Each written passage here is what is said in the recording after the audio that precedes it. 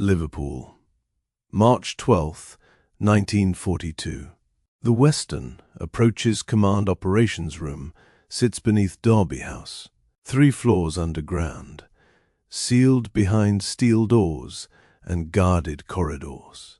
The room is cold. Ventilation hums through metal ducts. Electric lights cast harsh shadows across a floor-to-ceiling map of the North Atlantic painted on black linoleum. Officers stand in clusters, studying colored pins representing convoys, escorts, and last known positions of German U-boats. The pins form patterns that make no sense. Convoys depart on staggered schedules, follow varied routes, maintain radio silence, yet still the attacks come. 17 merchant ships sunk in the past 9 days. Supply lines from America severing. Britain starving.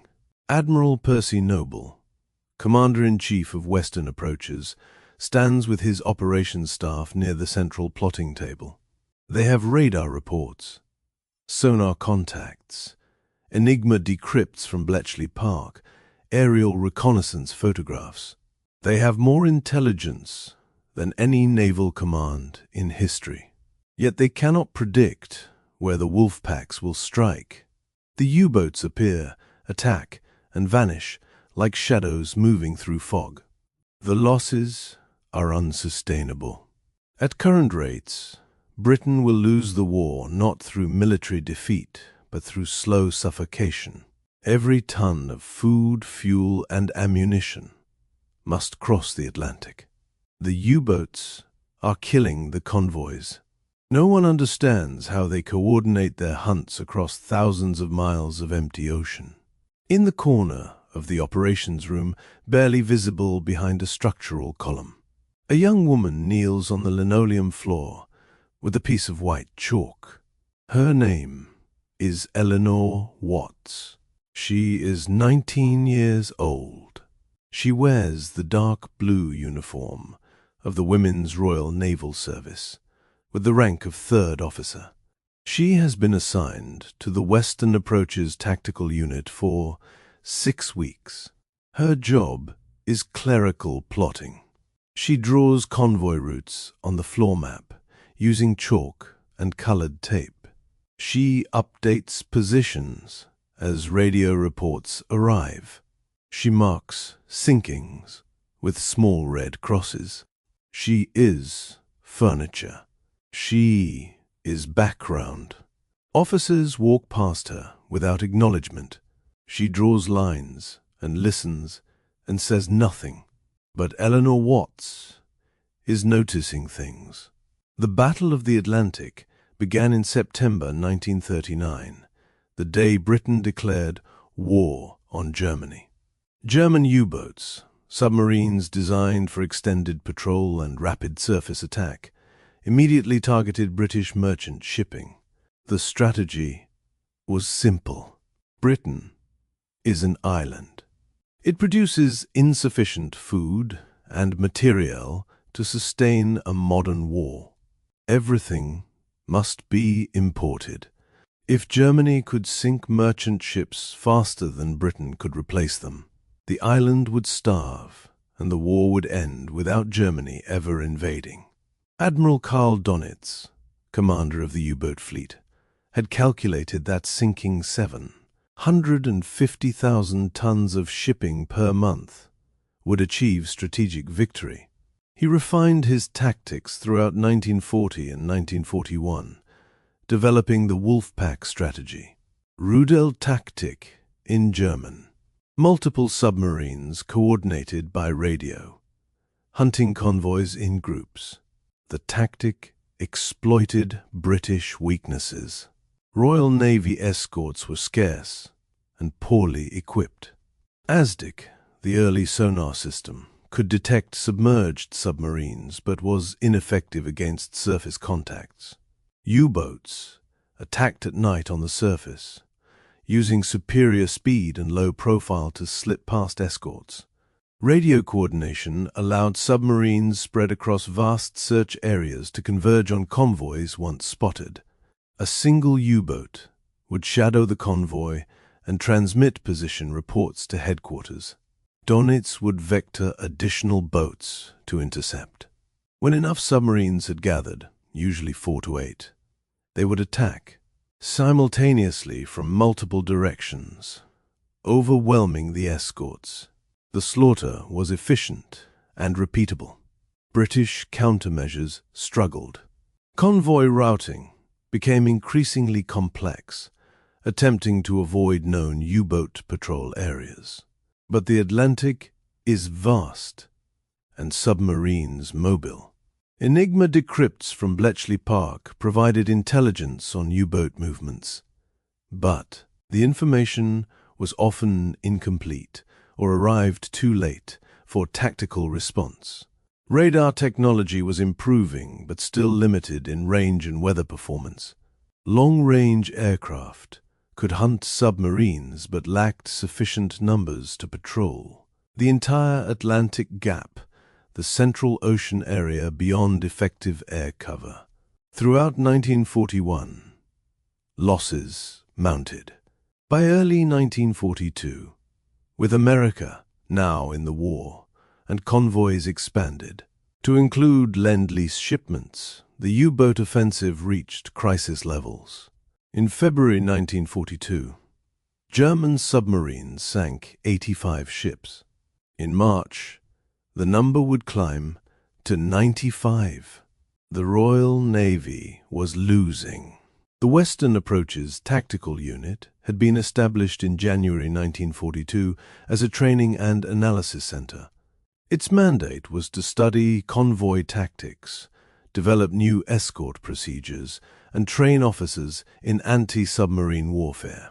The operations room beneath Derby House served as both headquarters and laboratory. Large-scale floor maps allowed tactical exercises using model ships and submarines. Officers played war games, simulating convoy battles and testing defensive formations. The exercises were meant to reveal patterns and vulnerabilities. They revealed chaos. Every simulation ended differently. No clear tactical doctrine emerged. The problem was not escort technique or weapon effectiveness. The problem was predictive failure. The Navy could not determine where U-boats would concentrate until convoys were already under attack. Eleanor Watts had not expected to work in naval operations. She had grown up in Cheshire, the daughter of a postal clerk and a primary school teacher. She had completed her school certificate with high marks in mathematics and geography. She had planned to attend teacher training college. The war interrupted those plans. In 1941, conscription was extended to unmarried women aged 20 to 30. Eleanor registered and was assigned to the Women's Royal Naval Service. She completed basic training at Mill Hill in London, learning naval terminology, map reading, and clerical procedures. She requested assignment to signals or intelligence work. Instead, she was posted to Western Approaches as a plotting assistant. The work was considered suitable for women. It required no technical expertise or command authority, simply accuracy, patience, and the ability to follow instructions. She arrived at Derby House in late January 1942. The operations room was overwhelming. Maps covered every surface.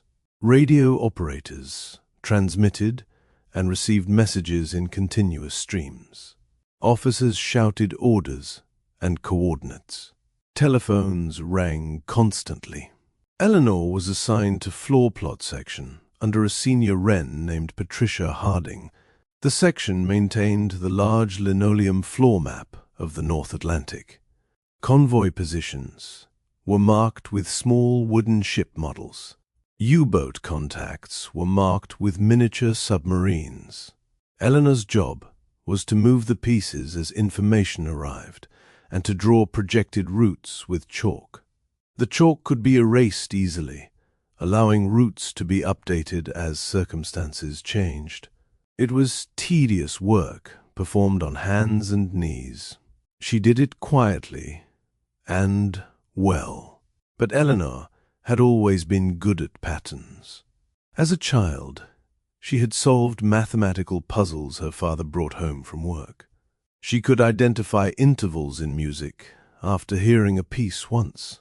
She excelled at geography because she could visualize terrain and distances spatially. Kneeling on the operations room floor, moving ship models, and drawing chalk lines, she began to see things that the officers standing above her could not. She saw the Atlantic not as a chaotic battlefield, but as a grid of time and space. Convoys moved at fixed speeds along defined routes. U-boats moved at different, fixed speeds. Radio reports arrived at intervals determined by transmission schedules and signal delays.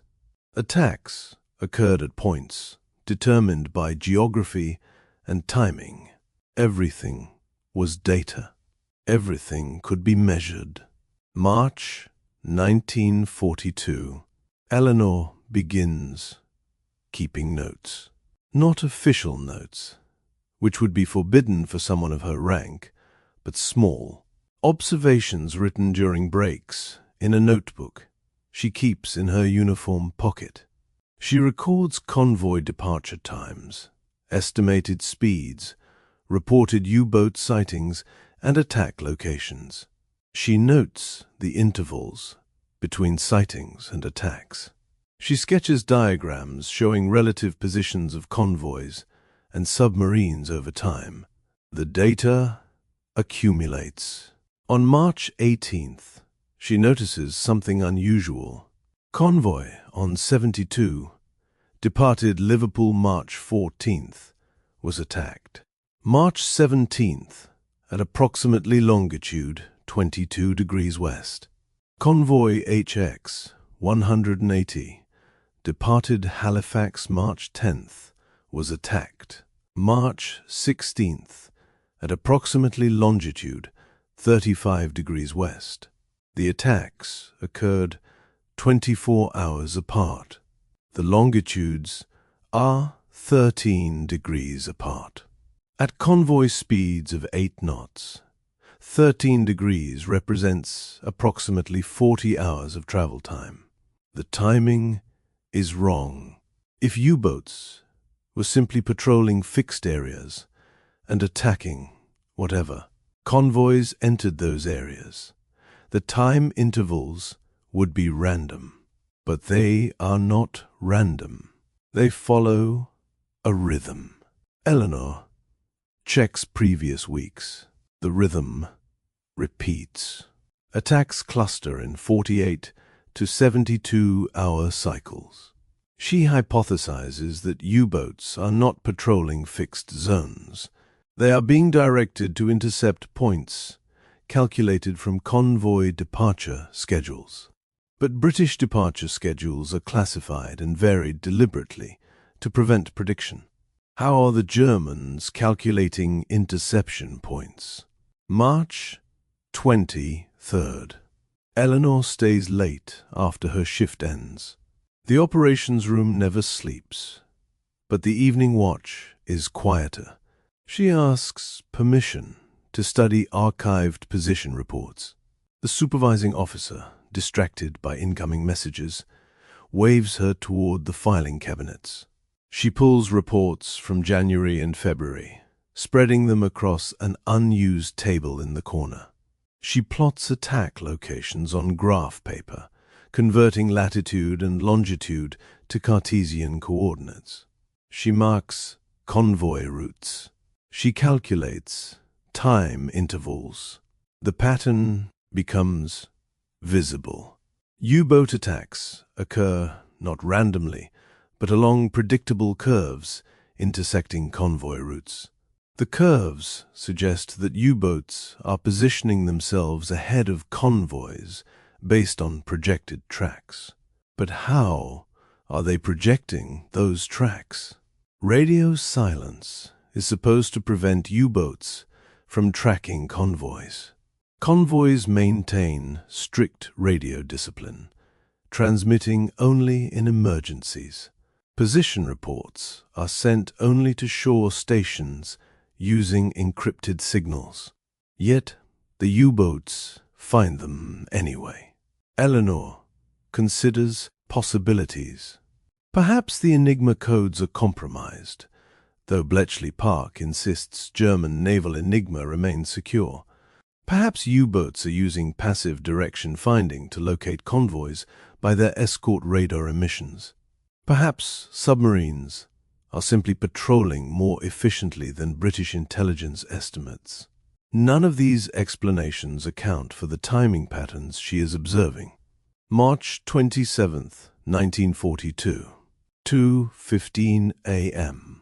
Eleanor is alone in the operations room, except for 2 radio operators and a duty officer who is half asleep at his desk. She is on night shift, maintaining the floor plot. A convoy position update arrives. Convoy SC-74, eastbound from Halifax, reports its position as 48 degrees north, 28 degrees west. Eleanor marks the position with a model ship. She draws the convoy's projected route with white chalk, a curved line arcing northeast toward Liverpool. Then she stops. She looks at the chalk line. She looks at the positions of recent U-boat sightings, marked with small submarine models. The submarines are not ahead of the convoy. They are behind it and to the south. That makes no sense if they are trying to intercept. Unless they are not trying to intercept SC-74. They are positioning for the next convoy. Eleanor pulls the departure schedule from the file. Convoy HX-183 is departing Halifax in 36 hours. Its route will pass through the area where the U-boats are now positioning. She calculates distances and speeds. If the U-boats maintain their current heading, they will be perfectly positioned to intercept HX-183 3 days from now, approximately 400 miles west of Ireland. The U-boats are not reacting to current convoy positions. They are anticipating future convoy routes based on known departure schedules and standard routing procedures. But departure schedules are classified. Routes are varied. How are the Germans predicting? Eleanor stares at the floor map, the chalk lines, the model ships, the submarine positions. Then she sees it. The convoys follow different routes, but the routes are not truly random. They are variations within a limited set of possibilities, constrained by geography, weather, and operational requirements. Convoys from Halifax to Liverpool must pass through certain general areas. They avoid known minefields and shallow waters. They stay within range of air cover when possible. They adjust for weather, but follow predictable patterns. The Germans are not predicting specific routes. They are calculating probability zones based on departure times and general routing doctrine. Then they are positioning submarines within those zones and waiting. Eleanor takes a piece of red chalk. She draws curved lines across the Atlantic, marking probability zones based on convoy schedules and standard routing. The zones overlap with recent attack locations almost perfectly. She has found the pattern. U-boats are using statistical prediction rather than real-time tracking. The wolf packs hunt, not by seeing their prey, but by calculating where Prey will appear based on past behavior and operational constraints. It is mathematics. It is not brilliant cryptography or advanced radar. It is simple, operational analysis applied systematically. If Eleanor is correct, the solution is also simple. Stop following predictable routing patterns. Introduce genuine randomization into convoy tracks, even if it means longer routes or reduced efficiency. Force the U-boats to search rather than wait. Break the statistical predictability that makes their hunting strategy effective. March 27th, 1942, 6:30 a.m. The day shift arrives. Eleanor is still kneeling on the floor, surrounded by chalk diagrams. Lieutenant Commander Peter Gretton, a convoy escort commander temporarily assigned to the tactical unit, notices her work. He asks what she is doing. Eleanor hesitates. She is a third officer. Gretton is a decorated combat veteran. She explains carefully. She shows him the attack patterns. She describes her hypothesis about statistical prediction. She points to the probability zones she has drawn. Gretton studies the floor for 3 minutes without speaking. Then he asks if she has shown this to anyone else. She says no. He tells her to wait. Gretton finds Admiral Noble. He explains Eleanor's analysis. Noble is skeptical, but agrees to review it. Eleanor is summoned to a conference room where senior staff have assembled. She presents her findings, speaking quickly and precisely, using notes from her pocket notebook. She describes the timing patterns, the probability zones, the statistical methodology she believes the Germans are using. The officers ask pointed questions. How does she account for ultra-intelligence showing real-time U-boat positions? How does she explain attacks that occur outside her predicted zones? How can she be certain the patterns are not coincidental? Eleanor answers each question with data, showing her calculations and the consistency of patterns across 3 months of attacks. Admiral Noble asks Lieutenant Commander Gretton for his assessment. Gretton says the analysis is either very good or very lucky. He recommends testing it. Noble agrees. He orders that one convoy currently being planned receive modified routing based on Eleanor's probability zone analysis.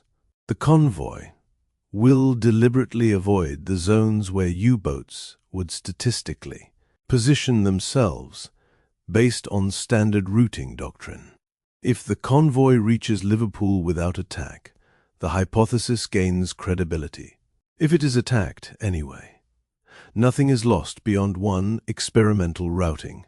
The convoy designated for the test is HX 185, scheduled to depart Halifax March 30th. April 5th, 1942. Convoy HX 185 arrives in Liverpool. 38 ships. No losses. No attacks. No U-boat contacts reported. The convoy followed a route deliberately designed to deviate from probability zones Eleanor had calculated. The U-boats were not in position to intercept. Admiral Noble orders a second test using Convoy on 81, westbound from Liverpool. The convoy receives routing instructions that avoid statistical probability zones while maintaining reasonable transit times. On 81 completes its crossing on April 14th, with 2 ships lost to a single opportunistic U-boat attack, but no coordinated wolf pack engagement. The survival rate is significantly above recent averages. April 1942. Western Approaches Command begins implementing Eleanor's methodology systematically. Convoy routing officers receive instructions to introduce deliberate unpredictability into route planning, avoiding areas where U-boats would statistically position based on standard doctrine. The changes are subtle. Routes are lengthened by small margins. Waypoints are shifted. Timing is randomized within operational constraints. The impact is measurable. In April, merchant ship losses dropped to 43 vessels, down from 95% in March. In May, losses drop further to 35. U-boat commanders report increased difficulty locating convoys. Dönitz notes in his war diary that convoy routing has become more erratic and harder to predict. The changes are attributed officially to improved ultra-intelligence and enhanced escort tactics.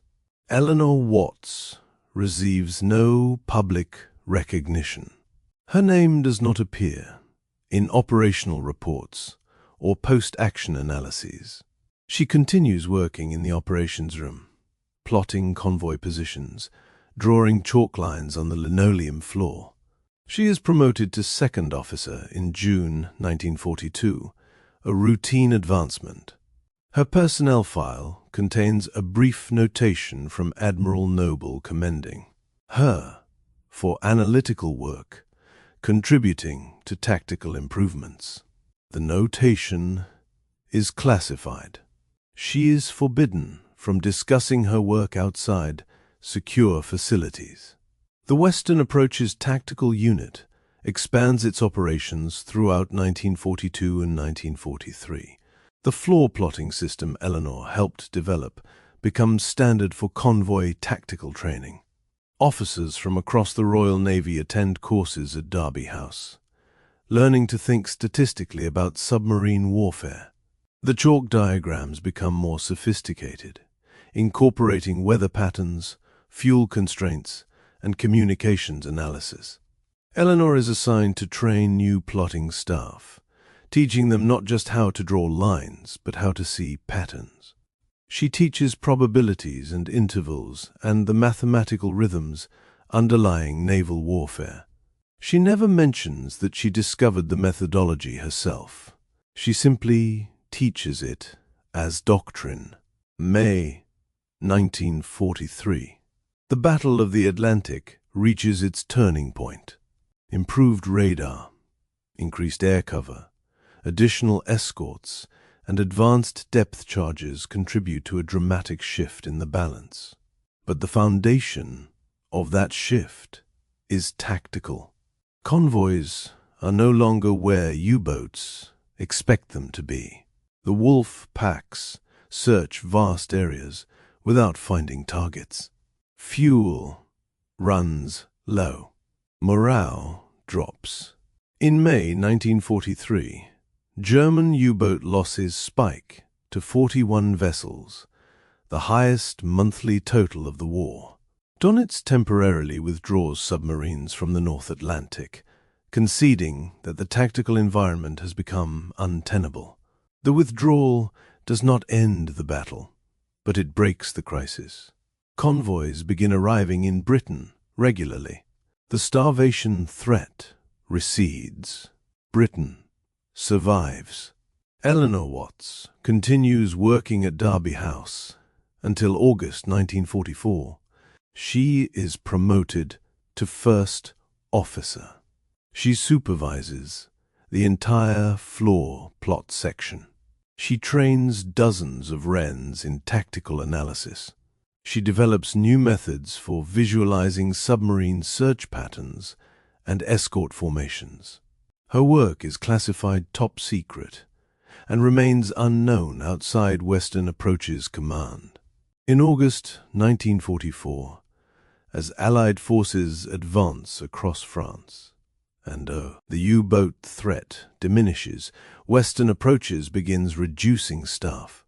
Eleanor is reassigned to administrative duties. She spends the final months of the war managing personnel files at a training facility in Scotland. She is demobilized in December 1945 with an official service record listing her duties as clerical and educational support. She returns to Cheshire. She enrolls in teacher training college, delayed 4 years by war service.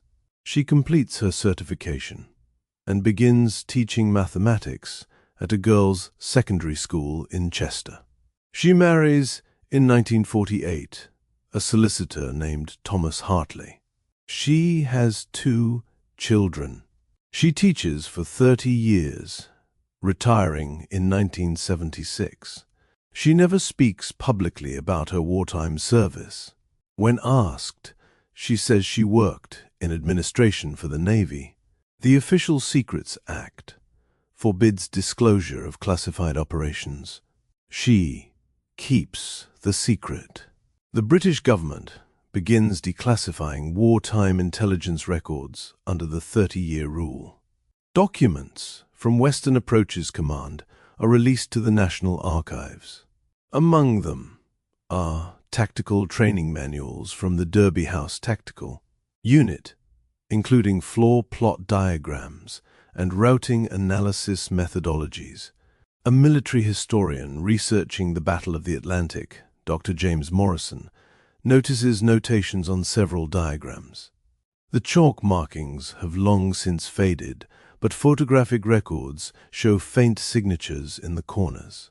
E. Watts, 3rd Officer, March 1942.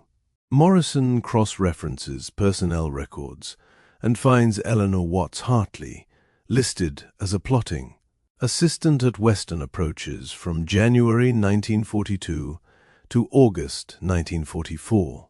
He requests an interview. Eleanor agrees to meet him in July 1977. She is 64 years old, recently retired from teaching. They meet at her home in Chester. Morrison asks about the floor plots and the routing analysis methodology. Eleanor confirms that she developed the initial probability zone concept in March 1942. She describes the pattern recognition process, the statistical calculations, the testing protocols. Morrison asks why her contribution was never publicly acknowledged.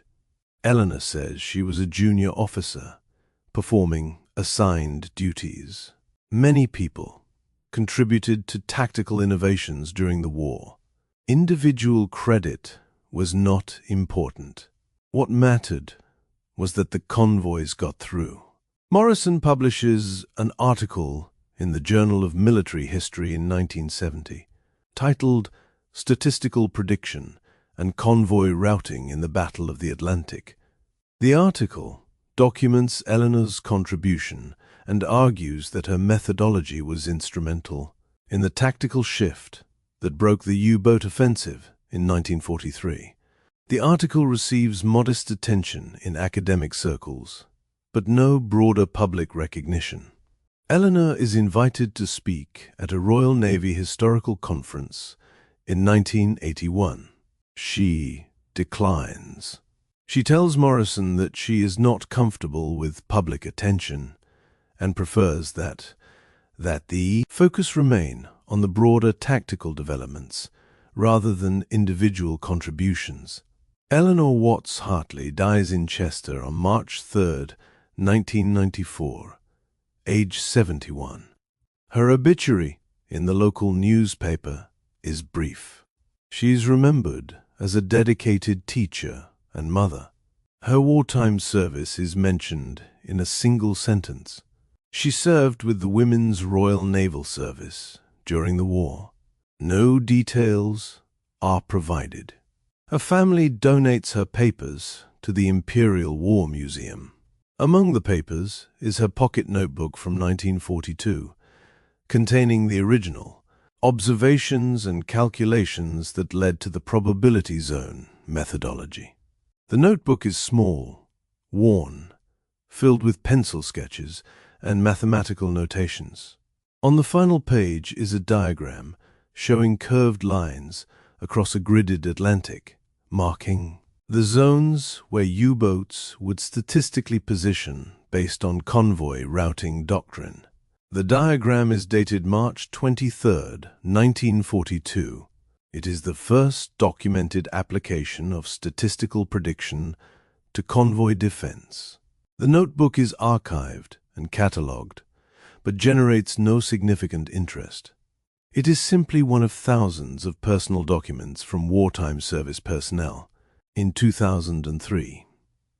During research for a documentary about women in military intelligence, a producer reviews materials at the Imperial War Museum and finds Eleanor's notebook. The producer contacts Eleanor's surviving family and receives permission to feature her story. The documentary, titled The Women Who Won the War, airs on BBC4 in 2004.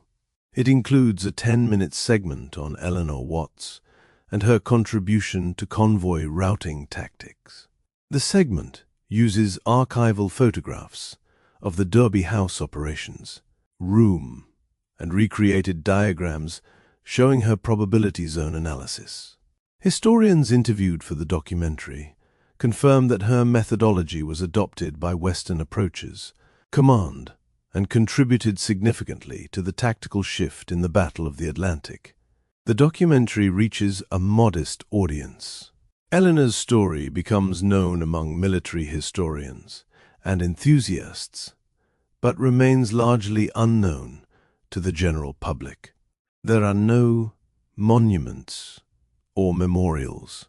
Her name does not appear in major histories of the Battle of the Atlantic. She is a footnote, mentioned briefly in specialized academic works, and occasionally featured in documentaries about women's contributions to the war effort. The broader narrative of the Battle of the Atlantic emphasizes ultra-intelligence, technological advances, and the courage of convoy escorts. The statistical methodology that made convoy routing unpredictable is mentioned generically as improved tactical analysis without attribution to specific individuals. This is not unusual. Intelligence work is inherently anonymous. Contributions are classified, credit is institutional, and individual recognition is rare. The cryptanalysts at Bletchley Park remained anonymous for decades. The photo interpreters who identified V-2 launch sites were never named publicly. The radar operators, who provided early warning of air raids, worked in secrecy and died in obscurity. Eleanor Watts was one of thousands of intelligence personnel whose work shaped the war, but whose names were deliberately forgotten for operational security and bureaucratic convenience. The difference is that her contribution can be documented. The notebook exists. The diagrams exist. The dates and data exist. Her story is recoverable because she kept careful records and someone eventually found them. But how many others kept no records? How many insights and innovations were never documented because the people who developed them were too junior, too female, too occupied with immediate work to think about historical preservation? How many tactical improvements emerged from the collective effort of plotting assistants, radio operators, and clerical staff whose individual contributions dissolved into institutional memory? The operations room beneath Derby House employed hundreds of Wrens over the course of the war. They plotted positions, tracked movements, updated maps, and analyzed data. Some of them must have noticed patterns. Some of them must have developed insights.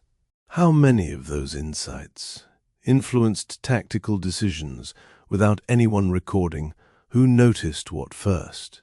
The historical record preserves what was deliberately documented and deemed important enough to archive. Everything else vanishes. Eleanor Watts survives in the record because she kept a notebook and because a historian happened to notice her signature on a diagram 55 years after she drew it. Without those contingencies, her contribution would be invisible. The probability zone methodology would still be documented as a tactical innovation developed by Weston. Approaches Command in 1942, but the person who conceived it would be unknown. The chalk lines would have faded. The notebook would have been lost. The story would have disappeared into the general narrative of improved tactics and better intelligence. One more anonymous contribution by one more forgotten person. What remains now is incomplete but real. A notebook with pencil calculations, archived diagrams showing curved probability zones across the Atlantic, personnel records confirming Eleanor Watts served at Western Approaches Command during the critical period. Testimony from Admiral Noble's papers mentioning a junior officer who developed innovative routing analysis. Declassified tactical manuals incorporating the methodology she pioneered. The documentary segment that aired once on BBC4 and is now viewable on YouTube with 14,000 views. These fragments constitute the evidence that she existed, that she noticed a pattern others missed, that her insight contributed to tactical changes that helped win the Battle of the Atlantic. The pattern was always there. U-boats positioning ahead of convoys based on statistical prediction. Attacks occurring in rhythmic cycles. Probability zones emerging from the intersection of convoy schedules and routing doctrine. But patterns are only visible to people trained to look for them and positioned to see them. Eleanor was trained in mathematics and geography. She was positioned literally on her knees on the operations room floor, moving ship models and drawing chalk lines for hours every day, immersed in the data at a level of detail that officers standing above her never experienced. She saw the pattern because she was there, because she paid attention, because she had the mathematical background to recognize statistical regularity, and because she had the initiative to document her observations and present them to someone who could act on them. Luck played a role. Lieutenant Commander Gretton happened to notice her work. Admiral Noble happened to take her seriously, despite her junior rank and gender. The first test convoy happened to succeed. If any of those contingencies had failed differently, the methodology might never have been implemented, or might have been implemented later by someone else who would receive credit. Historical outcomes depend on chains of improbable events. Eleanor's contribution reached implementation because multiple unlikely circumstances aligned. But the insight itself was not luck. It was observation and analysis performed competently by someone who understood mathematics and applied it carefully to a tactical problem. The weapon she created was not steel or explosives. It was unpredictability. By introducing genuine randomization into convoy routing, she made it impossible for U-boats to position themselves statistically. The wolf packs could no longer calculate where convoys would appear. They had to search, and searching consumed time and fuel and exposed submarines to detection. The tactical advantage shifted. Not completely. U-boats still sank ships throughout 1943 and 1944, but the mass-coordinated attacks that had devastated convoys in early 1942 became increasingly rare. The convoys got through. Britain survived. The war continued. Eleanor Watts drew patterns with chalk on a linoleum floor in a basement operations room in Liverpool. The chalk faded within hours, erased and redrawn as convoys moved and circumstances changed. But the intellectual pattern, the recognition that U-boat hunting strategy relied on statistical prediction and could be defeated by introducing genuine randomness into routing, that pattern persisted. It was documented, tested, implemented, and institutionalized. It became doctrine. And doctrine does not require attribution. It simply is. In the Imperial War Museum archives, Eleanor's notebook rests in an acid-free archival box, catalogued and preserved. The pages are yellowed. The pencil has faded. But the calculations remain legible. Longitude and latitude coordinates, time intervals, distance calculations, probability curves, sketched in the margins. On one page, dated March 27, 1942, she wrote a single sentence in neat handwriting. "They are not tracking us. They are waiting where they think we will be." Beneath that sentence is a diagram showing the North Atlantic with curved lines marking probability zones. The diagram is labeled Predicted U-Boat Positioning based on standard routing doctrine. It is the first documented recognition that German U-boat tactics relied on statistical prediction rather than real-time tracking. That recognition changed how the Royal Navy fought the Battle of the Atlantic. It did not win the battle alone. Technology mattered. Ultra-intelligence mattered. Increased escort numbers mattered. Long-range aircraft mattered. But understanding the enemy's methodology and exploiting its vulnerability mattered just as much. Eleanor Watts provided that understanding. She noticed what others missed. She documented it carefully. She presented it to people who could use it. And then she went back to drawing chalk lines on the floor, training other wrens, teaching mathematics to schoolgirls, and living a quiet life in Cheshire while the world forgot her name. But the notebook remains, the diagrams remain, the evidence remains. And sometimes in the cold archives where history is preserved in fragments, that is enough. The chalk faded within hours, but its pattern saved thousands of lives.